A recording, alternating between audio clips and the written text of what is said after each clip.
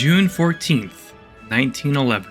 As another summer day dawned over Southampton, the maiden voyage of White Star's new Olympic was finally set to begin. Boarding early in the morning was Mr. Thomas Andrews, managing director and head of the drafting department at shipbuilder Harland & Wolff.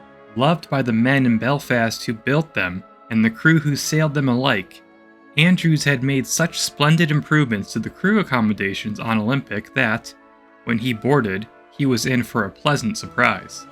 Violet Jessup, a first-class stewardess, later remembered, "During the maiden voyage, the staff, especially the victualling department, took the opportunity to thank him personally. We presented him with a magnificent walking stick. He suffered martyrdom from varicose veins, brought on by years of standing about and walking on miles of ship's decks. We wanted to show our appreciation of his persistent efforts to get the men better accommodations, a consideration that was customarily of secondary importance. For instance, Olympic was the first ship to have proper bathrooms installed for stewards. On Olympic's maiden voyage, Mr. Andrews would serve as the head of the Guarantee Group, a troubleshooting team made up of several skilled men from Harland & Wolff, including engineers, electricians, joiners, and apprentices, all hand-picked to document the maiden voyage, take notes of what needed to be improved, and ensuring that everything ran smoothly. Also aboard early was the ship's captain, E.J. Smith, ready to oversee the various route inspections, crew musters, and the boat drill under the supervision of a Board of Trade representative.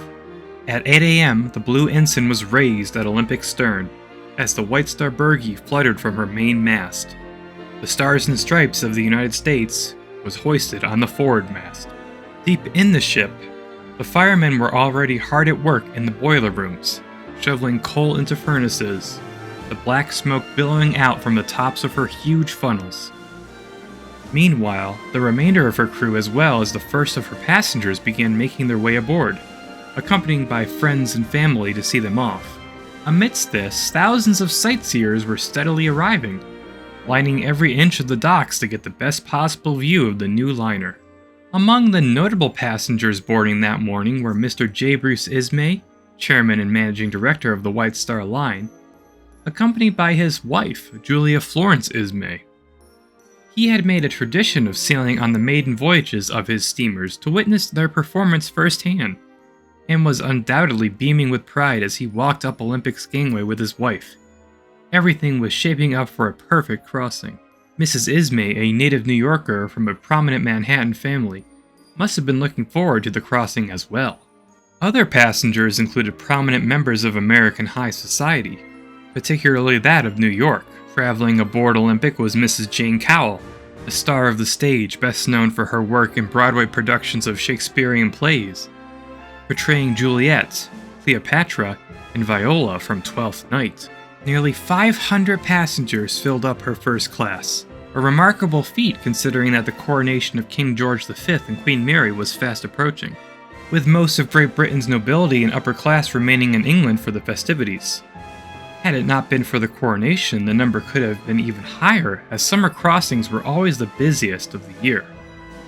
Already the eastbound return crossing was heavily booked in all three classes.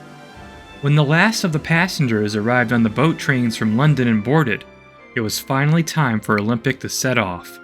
George Boyer, her pilot, boarded before noon, and the Blue Peter was raised on her foremast to announce her imminent departure.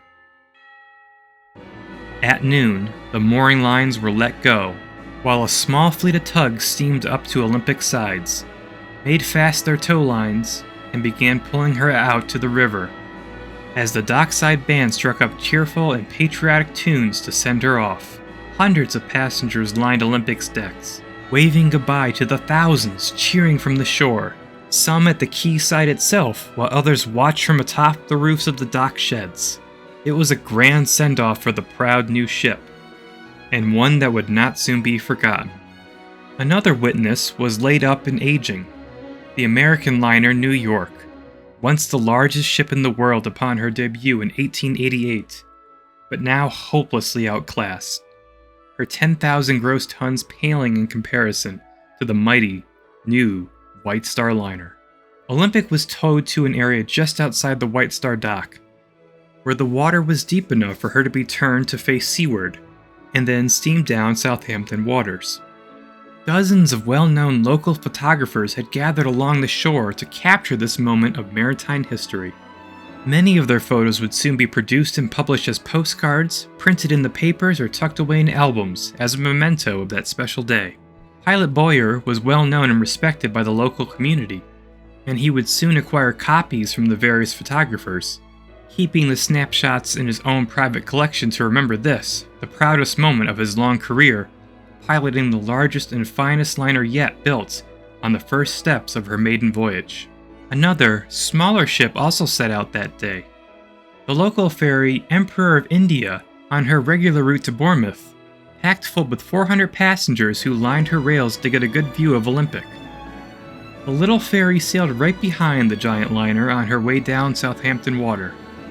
When Olympic reached Spithead, she passed by dozens upon dozens of naval vessels, including cruisers and dreadnoughts, which had arrived ahead of the upcoming Coronation Fleet Review. Had the timing been different, it's likely Olympic herself might have been invited to participate in the review as Great Britain's finest vessel, as had her predecessor Titanic during the Fleet Review of 1889. Sadly, Olympic would be away in New York when the Coronation Review took place on June 24th. After dropping off Pilot Boyer, Olympic turned and steamed southerly into the English Channel, bound for Cherbourg, while her passengers sat down to enjoy lunch in her saloons. However, a few were a bit more adventurous, with 3 men setting off for the engine room, where they were allowed in for a quick look by one of the company officials. Mr. Ismay wasn't too pleased when he was informed of this, as 2 of them they later learned were connected with one of the rival French lines.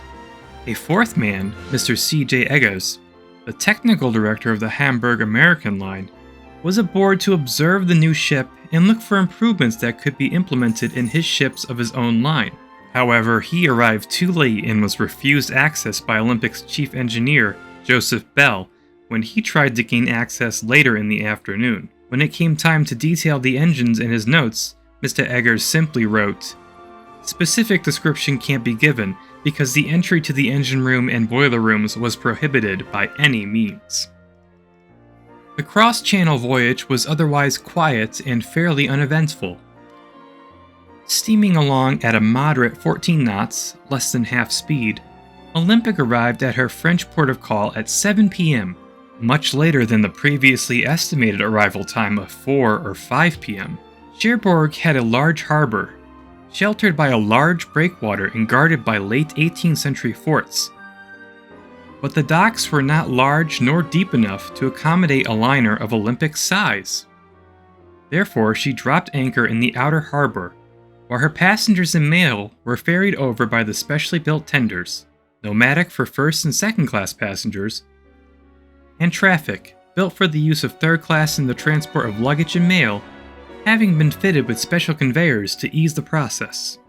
Nomadic could also handle third class passengers and mail as well, in the case of low bookings and passenger numbers, as it would be more economical to send out only one tender instead of both.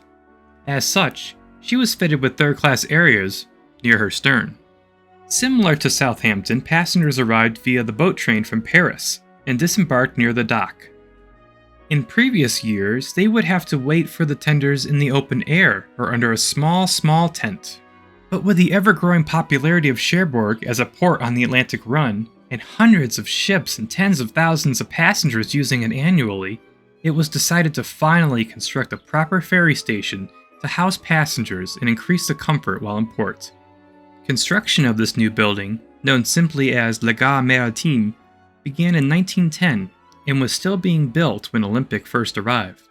The main structure was a large, red brick pavilion that stretched over 180 feet, its design drawing elements from Renaissance architecture, as well as the neoclassical work of French architect François Mansart. Large arch windows allowed light into the main waiting hall, with its towering arch ceiling and finely carved marble columns. It had plenty of seating, sported a buffet and housed ticket offices for the White Star, American, Royal Mail, and Hamburg American line. There were also, of course, lavatories for ladies and gentlemen at the northern end of the hall. The main building was flanked on either side by wooden structures housing various administrative offices, a post office, multiple customs rooms, as well as medical facilities and an examination room for immigrants. The entire complex stretched well over 700 feet in length. A new railroad platform and tracks have been laid on the eastern side of the building for the boat trains to pull up, while the western side opened directly onto the docks, where the tenders lay in wait.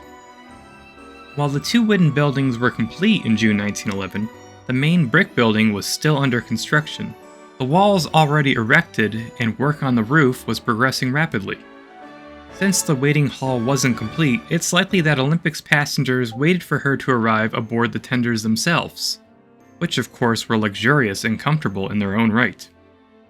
The main first-class saloon on Nomadic was forward on the upper deck, accessed via the shell doors on either side, which were hidden behind vestibules with large doors decorated by wrought iron grills. Spanning the entire 37-foot breadth of the tender, rows of large windows on both sides flooded the space with light. Long sofas with comfortable cushions lined the white-paneled walls, featuring oak dado and a number of carvings done in the Adams style of the 18th century. Palms and various flowers were dotted around the room, giving the space a relaxing air. A bar was included at the after end of the room for drinks and light fare, while a smaller, more private saloon for the exclusive use of ladies was situated at the forward end of the tender, fully paneled in oak and decorated in the Georgian style. Lavatories were also located at the forward end, the port side for gentlemen and the starboard side for ladies. Having been designed and built by the same men who built Olympic, design elements from the liner appeared on Nomadic, creating a stylistic connection between the two vessels. For example, the floors throughout the upper deck were covered in linoleum tiles of identical design to those used in Olympic's first-class dining saloon, although Nomadic had an inverted color scheme compared to Olympic's. The second-class saloon was located aft and largely mirrored its first-class counterpart, but was slightly smaller and decorated in a simpler, modern style, with white-paneled walls sporting a rich mahogany dado and matching furniture. Large staircases stood at the center of both saloons, leading to the second level of saloons on the lower deck, and more importantly leading up to the promenade on the bridge deck, where they opened onto smaller entrance halls. Nomadic and Traffic were manned entirely by French crew. The captain, mates, and engineers had their quarters on bridge deck, while the rest of the crew had a small dormitory at the very tip of the bow. The decor of the captain's room was quite similar in fashion to a first-class stateroom on Olympic, and was therefore quite comfortable. Situated directly above his cabin was the bridge, located on the flying bridge deck. It had an open-air design, but in the coming months a wooden wheelhouse will be built around it to provide protection against the elements. A pair of gangways were stored on this deck, kept at either end of the single black and buff funnel. It was from here that passengers would embark onto Olympic. Being a third-class and baggage tender meant that Traffic was decorated more plainly than Nomadic.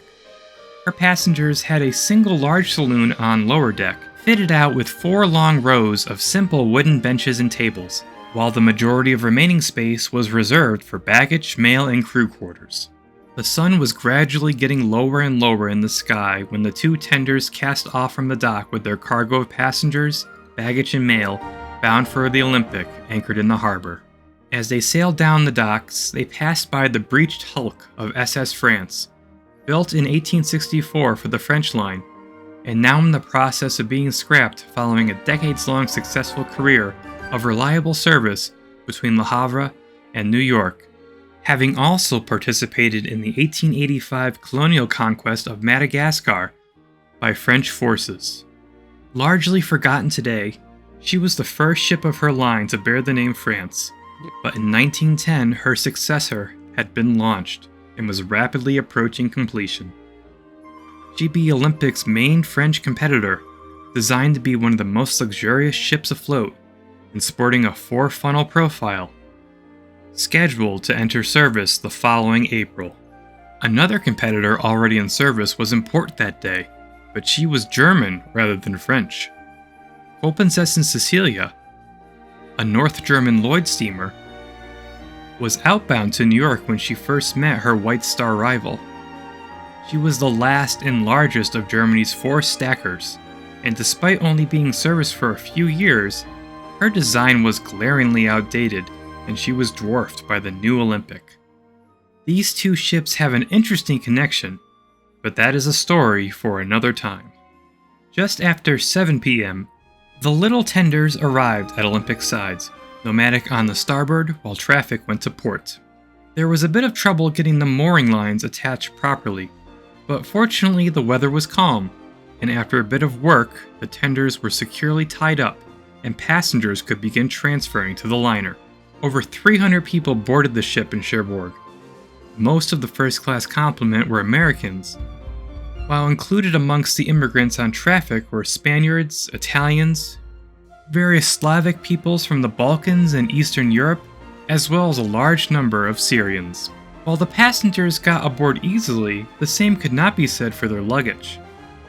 It had been improperly stowed on the tender, and Olympic's cargo cranes on the forward well deck were having trouble keeping up with the sheer amount of steamer trunks and suitcases. 2 hours would pass before everything was hoisted aboard, and even then a great deal of luggage remained on the deck, not being lowered down into the baggage hold until later in the night. Passengers in first class would have hardly noticed this small delay, as dinner had been served right as they arrived at port, and by the time they weighed anchor at 9 p.m., they were enjoying a concert by the ship's band in her spacious reception room. As they drank coffee and listened to the upbeat ragtime, Olympic steamed away from the French coast into the night, her course set for Queenstown, Ireland.